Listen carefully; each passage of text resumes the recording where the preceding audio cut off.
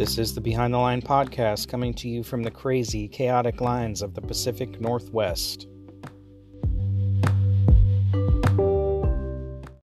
So I want to talk about these two mass shootings in California over the last couple days by elderly Chinese men who have, at the dance hall, the guy shot 10, killed 10, wounded 7. And then you've got this one that occurred in Half Moon Bay, also by an elderly Chinese guy, who shot people at 2 mushroom farms. Now you've also got the California Taiwanese church shooting that happened a few months ago, where the guy tried to kill a bunch of people in a Taiwanese church. Also, he was 68 years old, originally Taiwanese, but had lived in mainland China because the Chinese had won the Civil War after the Communists prevailed in the Civil War that ended in 1949. Supposedly chose the church at random and didn't know anybody that went there. But I'm just wondering, I did the story about the Chinese police station in New York a while back. The sole purpose of this Chinese quote-unquote police station is to harass Chinese or former Chinese citizens. And, when the media ran this story, apparently China has over 100 of these police stations across the world. Many of them set up unbeknownst to the host country, which was the case in New York.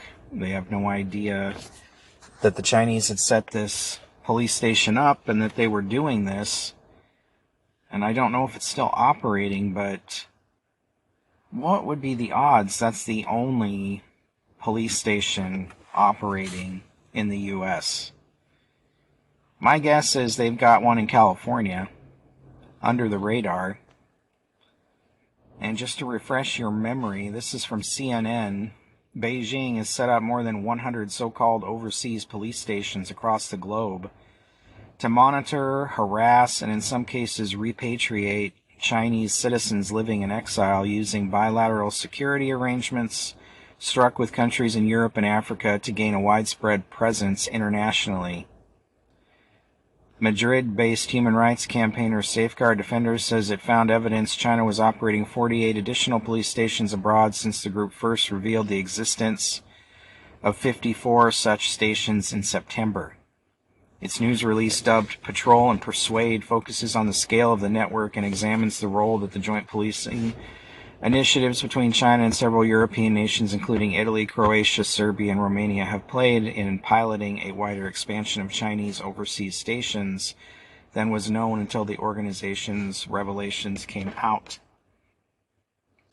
Among the claims leveled by the group that a Chinese citizen was coerced into returning home by operatives working undercover in a Chinese overseas police station in Paris suburb expressly recruited for that purpose, in addition to an earlier disclosure that 2 more Chinese exiles had been forcibly returned from Europe, one in Serbia, the other in Spain. Now, the story in New York was that they were harassing a Chinese artist who was making some art related to or against the Chinese Communist Party. And they had actually planned to bomb the art piece or artwork or the place where the art was kept. They were also threatening this person and their family members who were still in China. And a couple other stories had come out about them harassing people in the U.S., Chinese citizens, or former Chinese citizens, and, threatening them and threatening their family members that still lived in the country if they didn't comply with whatever they were asking them to do. And this article goes on to say what we see coming from China is increasing attempts to crack down on dissent everywhere in the world, to threaten people, harass people, and make sure that they are fearful enough so that they remain silent or else face being returned to China against their will. It will start with phone calls. They might start to intimidate your relatives back in China, to threaten you, to do everything really to coax the targets abroad to come back. If that doesn't work, they will use covert agents abroad. They will send them from Beijing and use methods such as luring and entrapment. So, my question is, with all the tensions going on with China right now, especially with Taiwan, is it possible that one of these Chinese police stations targeted these men in California and got them to commit these crimes for whatever reason? To create chaos, China is always looking to create chaos in the U.S. Honestly, when you look at these shootings that occur in the U.S., do you ever see Asians that commit these shootings? Especially older, elderly Asian men. Do you see them going out and committing mass shootings? And now, all of a sudden, we've had 2 in a matter of 3 days, and another one just a few months ago, all in California. There is something to that. That is not coincidence. You've also got the mass shooting that happened over the same period of time as these other 2 in California, in Oakland, where 7 people were shot. Nobody died. Maybe one person. Yeah, one person died. And I believe it was at a gas station, but they've said nothing about any suspects. They say they don't have any, or the victims. But I think there is something to this connection to China and these Chinese police stations, and I think it needs to be looked at.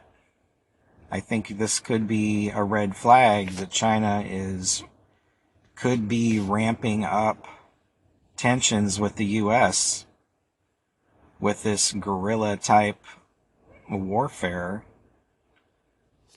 You've already got cyber attacks going on, and now are they forcing people to do things within the borders of the U.S. by threatening their family members back home with these illegal Chinese police stations that are set up unbeknownst to the U.S. government? I think there's more to this story, and I don't think the government will be forthcoming about any information if the Chinese government is involved, because they won't want to create a panic.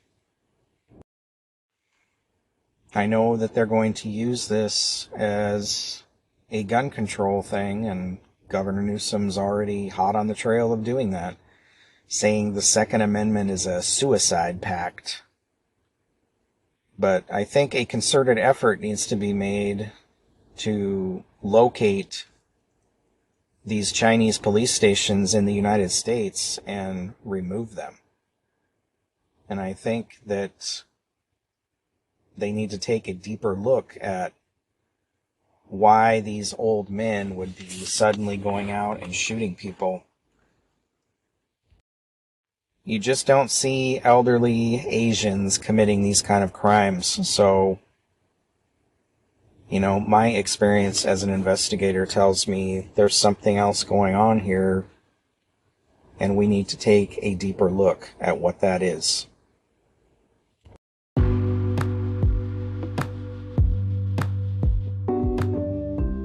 For listening to the Behind the Line podcast. For more, visit behindthelinepodcast.com. You can also find us on netnewsnetwork.net, Facebook, YouTube, Twitter, Telegram, Gab, Parler, and Truth Social. Please like, share, and subscribe.